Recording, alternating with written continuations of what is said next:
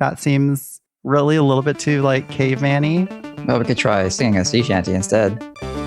Don't worry, they'll get to the point eventually. They have a point, right? Right? It's FounderQuest time!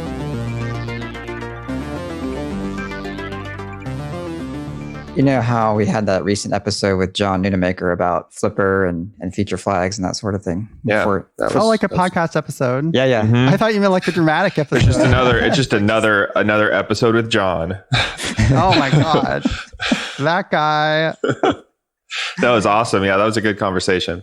Yeah. So we talked in that conversation about using Flipper in Honey Badger because we've been using rollout for our feature flags, which if you didn't listen to that episode, you don't know what a feature flag is. It's a branch in your code that conditionally runs some feature.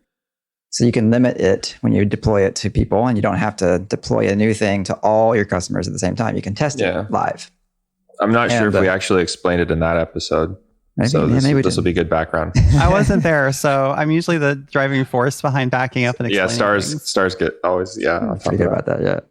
So I went ahead and did that. I put a Flipper in Honey Badger and tested a new feature. So we are, switching from Postgres to DynamoDB for our notice storage. That's every occurrence of every error. It's a lot of data. And we cut over a few weeks ago to be reading from that data in Dynamo because now it's fully, it's populated with the past months of data and it's being updated, So we're basically writing to two places. And now it's time to read from the new place.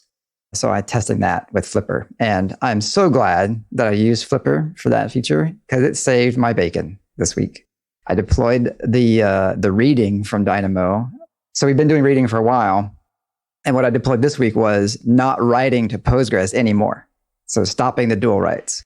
And so I put that behind a feature flag and I turned it on just for my projects. And I'm so glad that I did because I found a bug that really, really would have caused significant issues for all of our customers if I had deployed that, just willy-nilly. So yay for feature flags, yay for Flipper. Go use it. It's a great thing. That's awesome. Is willy-nilly? Is that a Ruby joke? How much money do you think that was worth avoiding that mistake? How much would you pay to do that? $1,000? $10,000? Yeah, it's got to be more than $1,000 for sure. Okay, we're trying to help John with his pricing here. Yeah, totally. I'm sure that Flipper costs a lot less than $1,000. Yeah, it does. And it's worth every penny. Yeah. Oh, look at that. Real product placement. We're growing up. Look at this podcast we're doing. We just slid that right in. Yeah. In other infrastructure news, I got to say that having your primary search cluster die is not a fun experience, especially when it happens at 4:30 in the morning. Yeah. But I will say this, like Amazon, props to Amazon, because we host our Elasticsearch cluster with Amazon. So yay for not having to figure out how to be an expert at running Elasticsearch myself and having to repair things when they went sideways. But also, like, the tech support was great. They zeroed in on what the issue was. It's our fault, apparently. Well, kind of. Like, so what the real explanation is, like, everything was looking fine to me. Like, all the stats were green. I had monitored like 6 different things based on the documentation that Amazon provided. All those things were fine. There were no alarms. It just died. And so I'm like, what the heck's going on? That's why I opened a ticket. And it took them a while to find out what was going on. Like, it took them, I don't know, 2 or 3 hours because they were a little perplexed. Like, 'cause everything looked fine. But really what it came down to was the CPU spikes that we had. We had some CPU spikes that went over 90%. And this was not in their documentation, but apparently that's a really bad thing. And we had enough of those spikes that it just gave up the ghost finally. And so they encouraged us to upgrade the cluster, which I did. And once that was all done and deployed, then everything was fine. So I made a suggestion that they might update their documentation for monitoring that particular metric. And they appreciated that suggestion. But after things were all good yesterday and, I had gone and I was decompressing and things were back to normal, I had done the backfill, I was feeling pretty good about where we were. Like, we didn't have, it wasn't a hair on fire situation, right? Like, the app has been architected so that even if we lost our search cluster, it's okay. Like the whole app doesn't die, right? You can still use Honey Badger. We're still processing errors. We're still sending alerts. People are still using the UI. And the way that we decided to ingest data into the search cluster was, kind of delayed or, put in a separate queue so that we could still be processing data and we could, replay that data when the cluster came back and was ready for indexing. And I had just spent, several hours on building some pretty awesome, in my opinion, backfill scripts using like SQS and Lambda. So like all I had to do was queue up all those things that didn't get processed, and they got processed. They got, backfilled. So yesterday afternoon, I was looking out my kitchen window and I was feeling pretty happy. I was like, that went awesome. Really, really well for having such a really bad thing happen. So yeah. And it does, like I noticed yesterday that like the outages we have been having lately seem to not usually even be our fault. Like it's like when Amazon has an issue, which I guess the way you look at it, like it, on one hand, we're kind of at Amazon's mercy now. I think that's also that's the other side of the story. But it is nice that like it's, we're not dealing with the actual like the failures that you get if you're like running your own box or something, that you're responsible for like every little like network failures, for instance, like when we used to have like, DNS go out or something, or those types of things. It's nice not having those types of issues. I'd much rather be at Amazon's mercy, I think, than be at the mercy of myself. Right.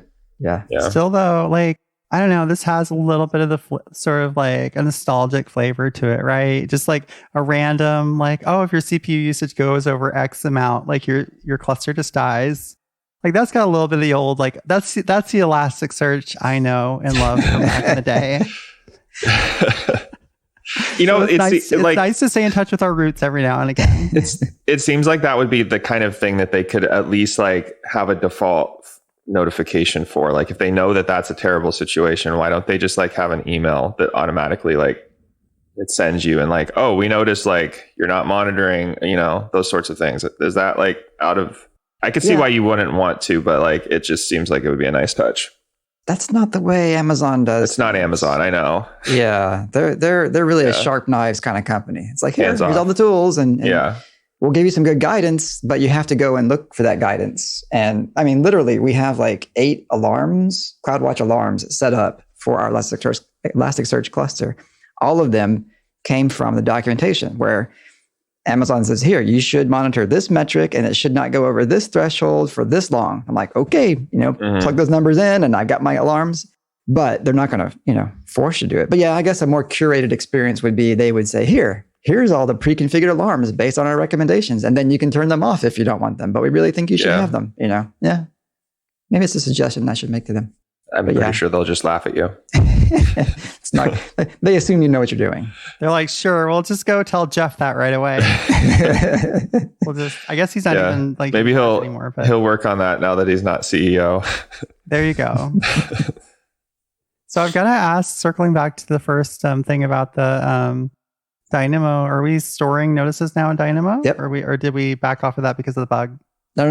Yeah. No, we've been storing in notices in Dynamo for a long time now.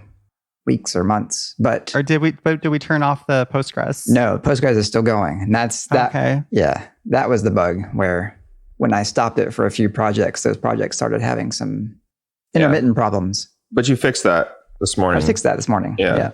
So I bet that Postgres is going to feel so good. Like those database servers are going to feel so good when that gets turned off. Like they're just imagine they're just going to be like, oh, finally, I get to relax. Or they're going to feel a little lonely and be like, hey, what happened? Where'd all the traffic go?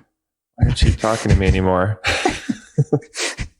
Did I do something wrong? We're still sending them stuff. Like, we're still sending all our users to them, so like they actually get to interact with all the people. Don't you love me anymore? What did I do? And this is why I'm not running ops. That's it. We've been talking about this for a long time. Yeah. We have been talking about it for a long time. That we're getting there. Just part of the trend of offloading more and more stuff to Amazon so that we can sip drinks on the beach in Hawaii. Yeah. So does this mean that we can move Postgres to a RDS or something like it? That's the direction we're headed. Yeah. Nice. Yeah. Oh my gosh. Are we going to have like anything? Are we just going to be like running app servers eventually? It's just going to be a totally virtual company. We're just going to sit back and cash the checks. Keeps getting better and better. Yeah. I gotta love say. this life. Yeah. So speaking of loving this life, so I have a bit of an experience. I'm not going to name names because it's a kind of negative experience. I will say that, for the past several years, we've run Honey Badger. And from time to time, I have, kind of daydreamed like, the grass is always greener, right? And so I have daydreamed like, oh, what would it be like to go back to a real job, where I'm not in charge of everything and I'm just in charge of my little thing, and I can turn off the pager and stuff. Yeah. So I have that kind of wistful where I could go on vacations. right. That sort of thing. So I think about that every now and then. But so recently that I had an experience where I was interacting with some developers that were working on a project that didn't have a level of coordination that I've been used to. And I was not in control of the situation. I was not, the boss. It was not my project. It was just chaotic.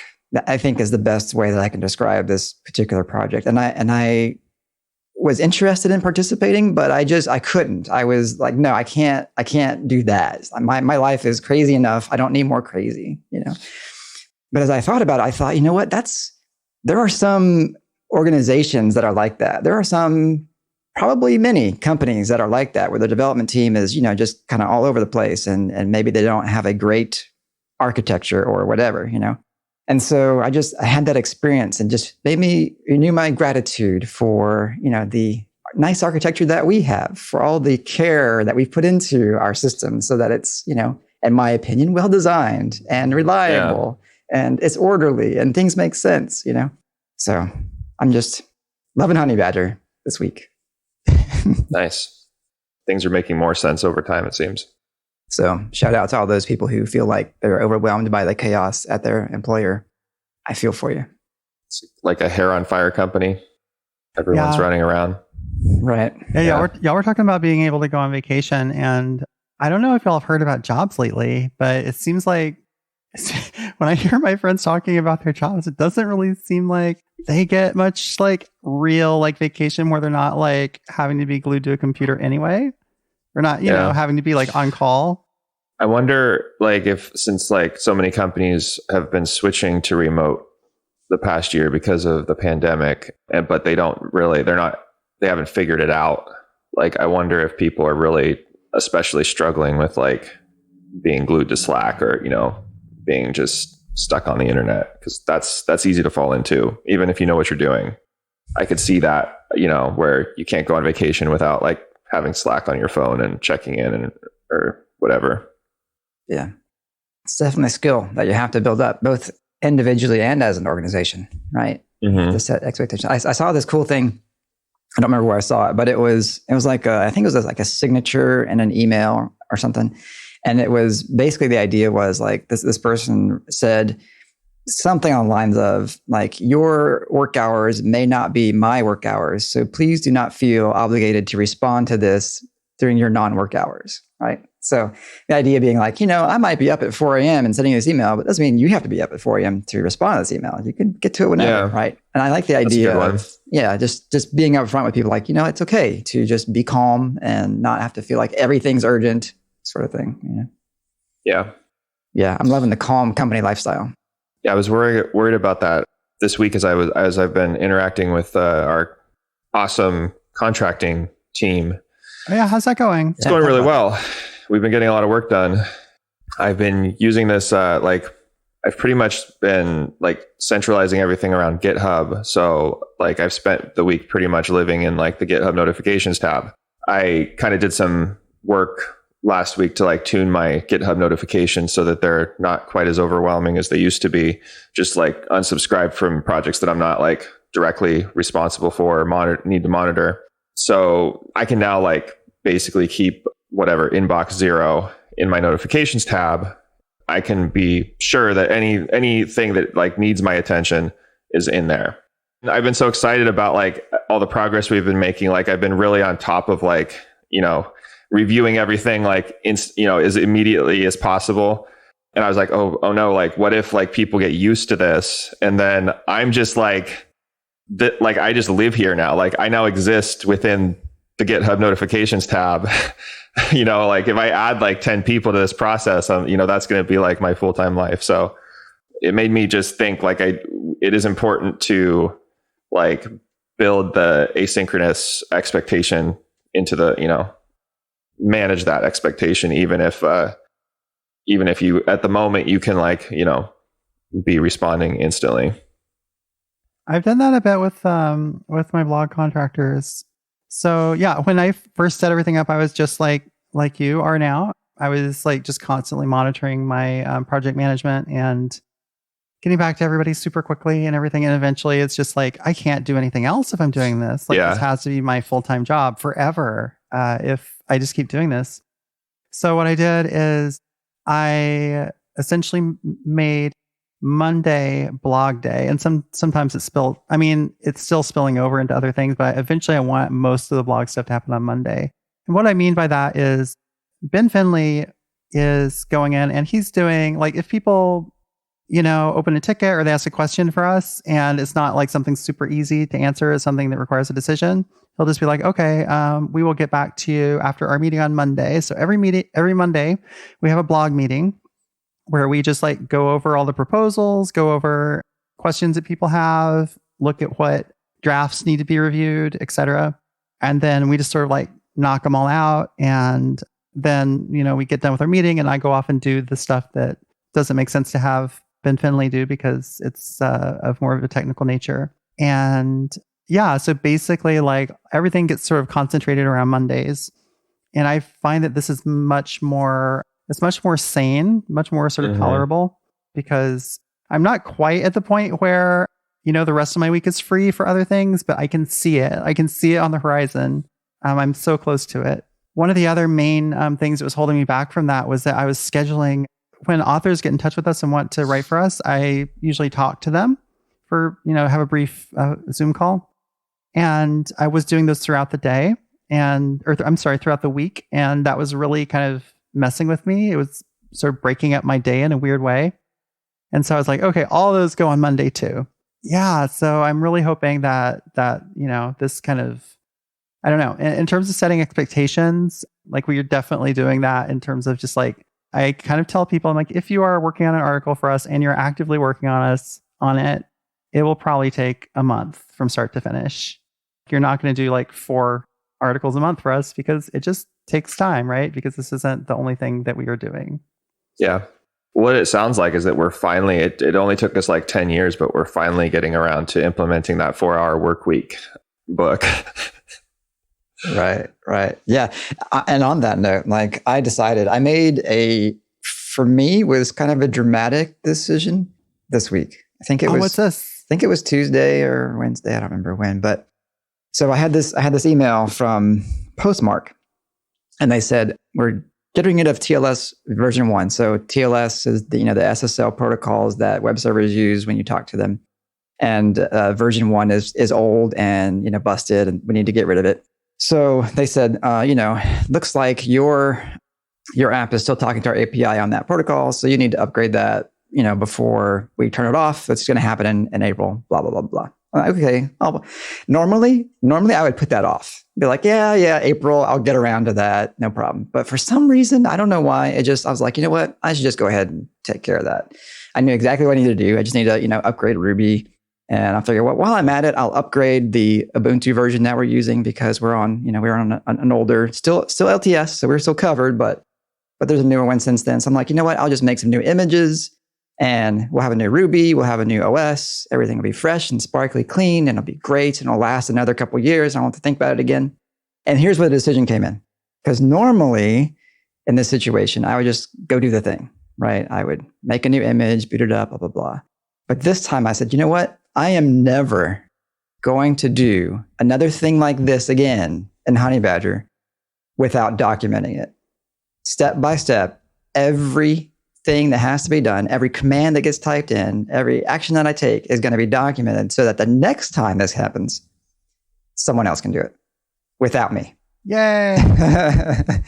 So I know you've been wanting this for a very long time, Star and Josh, and I've made efforts to document along the way, but this is the first time that I'm like, you know what? Everything I do is going to get documented so that I don't have to be anywhere near the thing the next time this process has happened. So it took me probably at least twice as long to get the task done because, there's like, oh yeah, and there's that thing, and oh, there's that thing. And then I had, type in the document as I was going. But now, like, there's a document, and now, like, anybody can do it. And it's great. I'm loving it. Yeah. I read the document, and the process makes sense to me now. Like, it's very demystified. I'm not volunteering to do it, by the way. But I think that, it's definitely the sort of thing you could just like take that piece now and like plug that into our system of work, and have like, we could have a contractor or an employee or whatever do it. And, as long as they're familiar with Amazon, I mean, it's all very straightforward. It was more straightforward than I imagined. So like, I think in a lot of cases, it's like, all you got to do is like write it down and it starts to make sense. Yeah, I'm pulling back the curtain, so you can see how the sausage is made now. Yeah. Now the key to this, to the success with this strategy is like maintaining that document has to be that should be a step in the document, because then you have whoever does it next time needs to prepare the way for the person that does it after them. And as long as everyone keeps that documentation up to date from that point on, then the torch gets passed, basically. Because things, processes do evolve, and I'm sure it won't be exactly the same next time, potentially. So right. Yeah, you can follow that principle of leave it better than you found it, kind of thing. Yeah, that's a good. Yeah, I'm going to go add a note to the document right now, right at the end, saying, if you got this far and there are any changes, go back and document those changes. Nice. Yeah, it's good. But yeah, I'm feeling pretty good about that. We'll see if I really stick to this resolution. Like, it's going to be tough, but I'm feeling pretty committed because I do want to get to a point. Like, I guess I'm getting kind of jealous of Star's, infrastructure and Josh's budding new infrastructure. It's like, I want my own infrastructure like that, or I can just like have everything like that. Yeah, eventually, like, I see this as like, this is like an agency, this ability to outsource work within Honey Badger. Like, I want to add more to it over time. Like, we've got authors now, writing is outsourced, and then we're specific pieces of work, like development work within the company currently, like we're able to outsource. And the more we can plug into that system, the less we have to be responsible for. I really like the idea of thinking of it like we're building like our own little like software agency inside of Honey Badger, where Honey Badger is the sole client, and we basically can just like funnel work to it.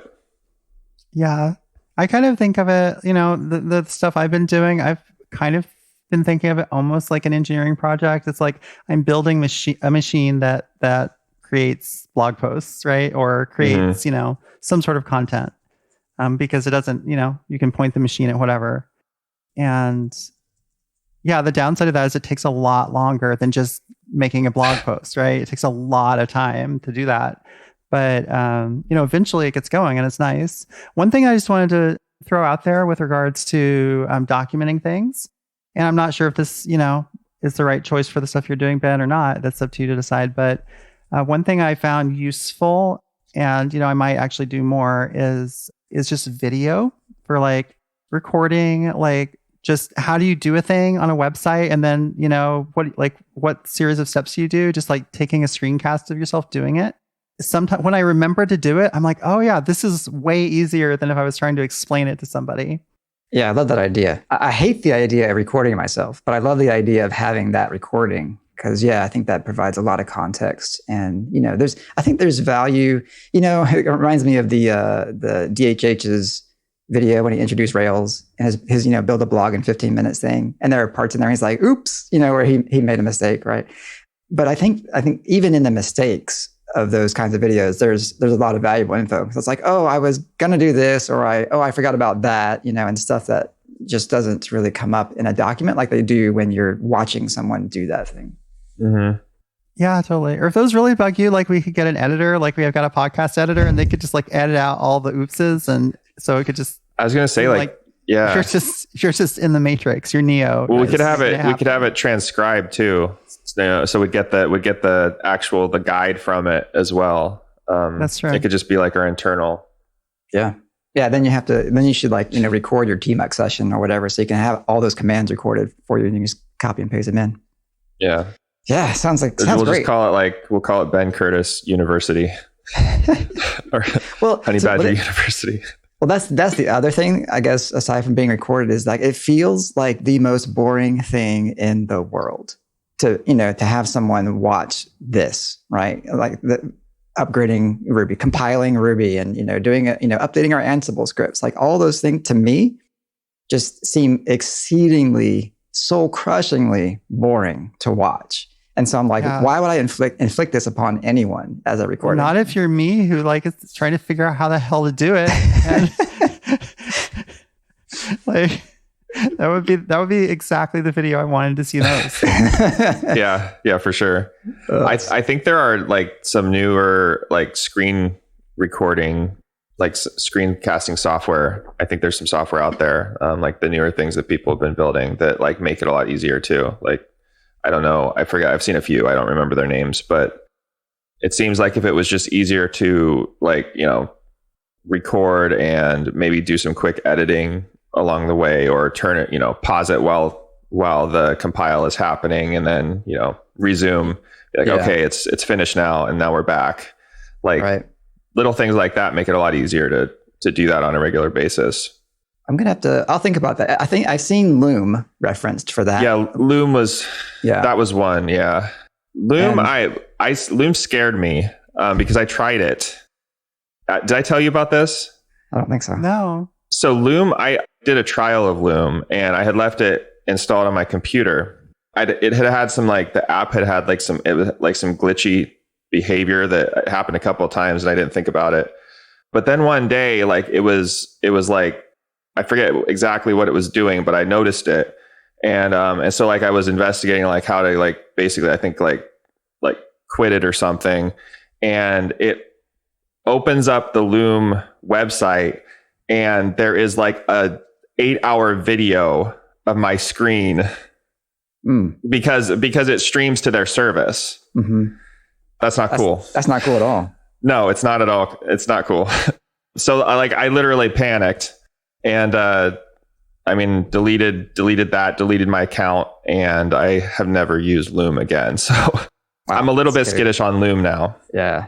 There is also you just QuickTime record and then Dropbox or Google Drive or whatever. Yeah. But then you lose a lot of the nice features I was talking about. That I think Loom is one of the ones that does have the ease of use of being able to just quickly do a screencast, and it puts your face down in the bottom, and right. It has some of those, I don't know, editing or screencasting features.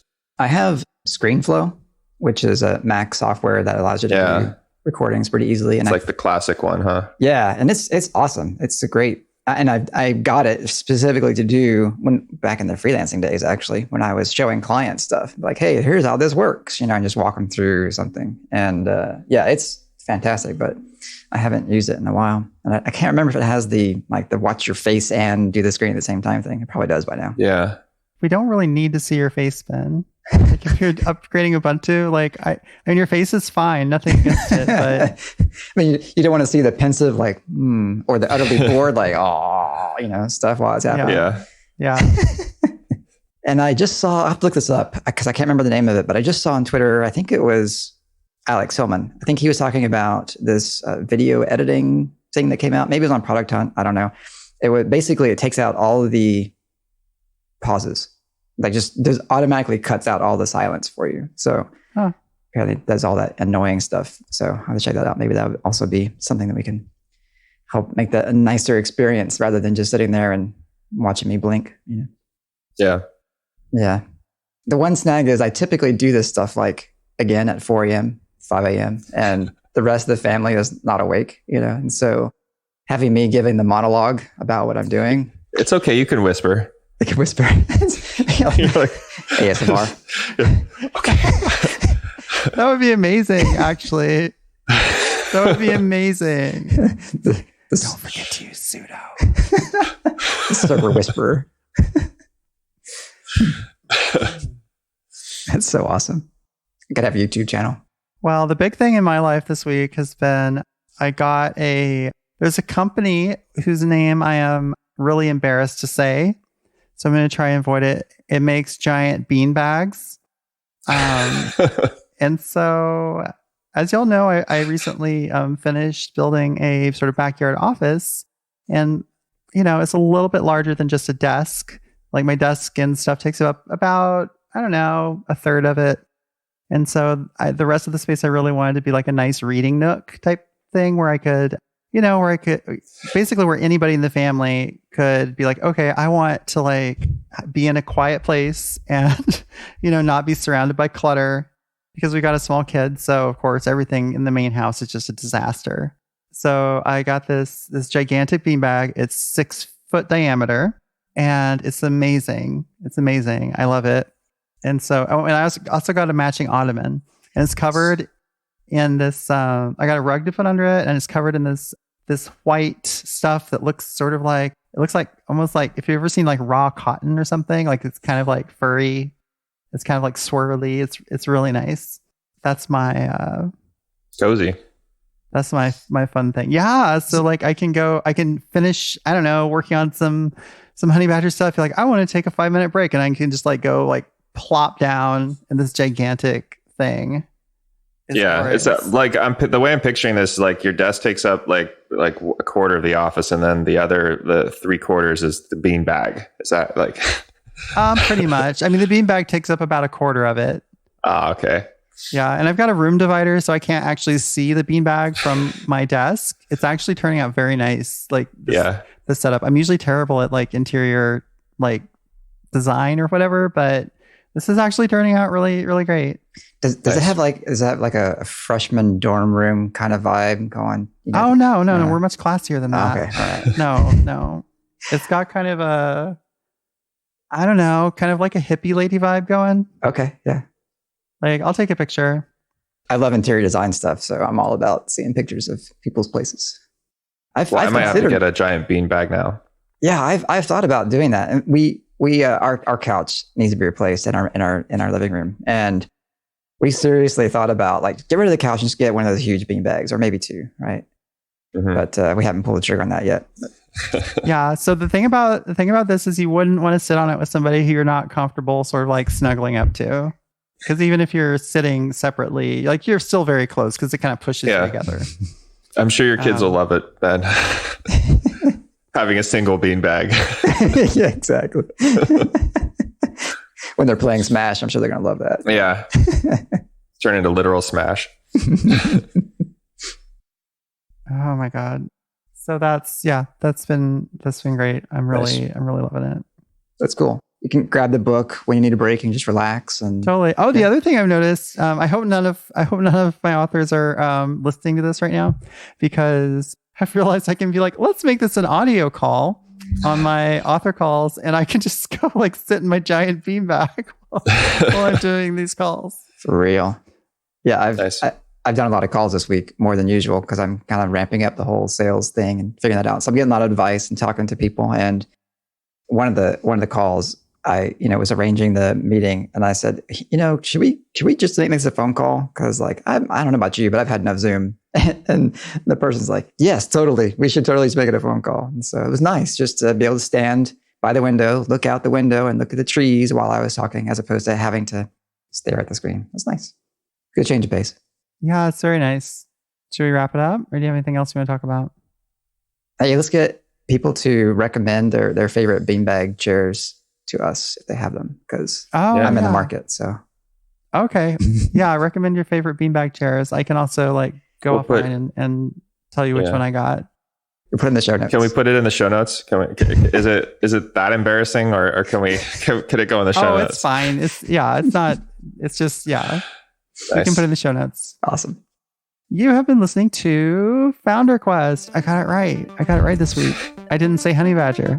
If you like us, go and leave us a review on Apple Podcasts and wherever you get your podcasts. And we will see you later. FounderQuest is a weekly podcast by the founders of Honey Badger. Zero instrumentation, 360-degree coverage of errors, outages, and service degradations for your web apps. If you have a web app, you need it. Available at honeybadger.io. Want more from the founders? Go to FounderQuestPodcast.com. That's one word, where you can access our huge back catalog of episodes. FounderQuest is available on iTunes, Spotify, and other purveyors of fine podcasts. We'll see you next week.